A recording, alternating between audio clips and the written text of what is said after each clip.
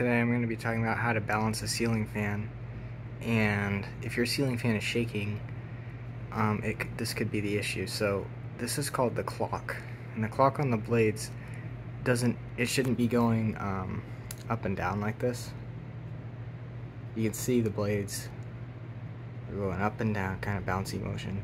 They should be flat and not going up and down like that.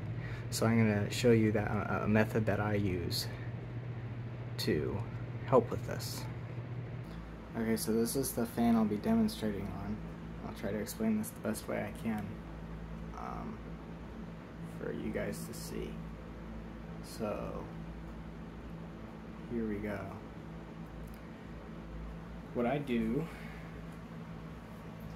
here, I'll scoot this over a little bit.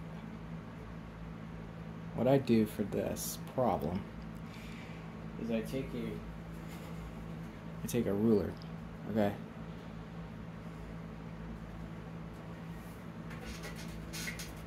And what I do is I just press the ruler up against the ceiling, and I don't move it from the ceiling because you're going to measure all the blades from this position.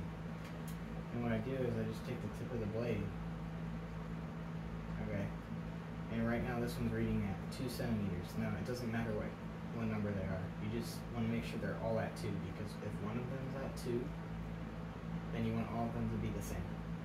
So this one's sitting at 2, so we're looking for the rest of them to all be at 2. This one is at 1, so this one's too low. Okay, so that one should be bent upwards a little bit to be flush with this one. This one is in between the 1 and the 2. It's kind of in the middle. This one is also in between the 1 and the 2. It's in the middle.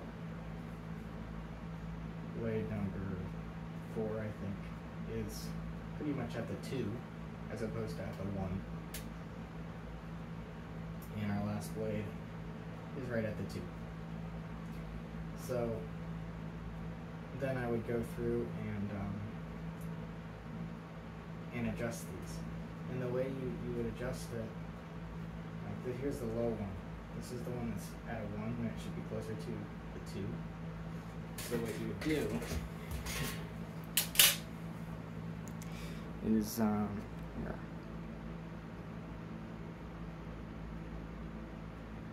When you're over here at the motor,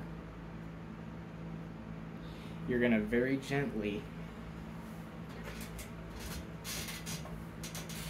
put one hand on the motor and one hand on the blade and gently push it up just a little bit. Okay.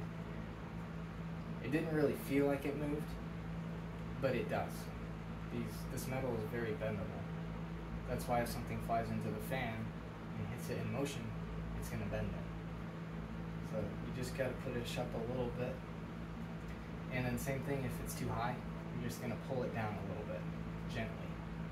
Don't need a lot of force or you'll snap it.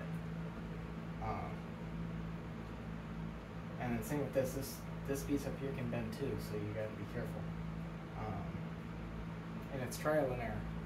So it's better to do a movement that's too little than to do it way too much and then it's too low or too high. It's a frustrating procedure sometimes because again it's trial and error and you're just kind of playing a guessing game, but that's how to get your ceiling fan to stop shaking if it's a clock issue. Now it could be a weight issue too, but usually that's not the case. Most of the time all the blades weigh about the same amount. It's usually going to be because one blade's out of clock. You can also check the pitch, but that gets a little bit more complicated. When you're looking at a fan blade, it can't just be flat, or it's not going to move in the air. One side should be higher than the other, so that it grabs the air and pushes it down. So when you're bending it, don't make it flat. Make sure that they're all the same degree in angles, or at least close to it. And again, it's not really a working position. I mean, it is because from the factory these irons are precisionally measured and bent, but you're not going to get it that close just with this method. But hopefully you can at least make it better so that it's not shaking all over the place and making a lot of noise. That's it for this one. Hopefully that was explained relatively well for those to understand it. But yeah, that's it. Thanks.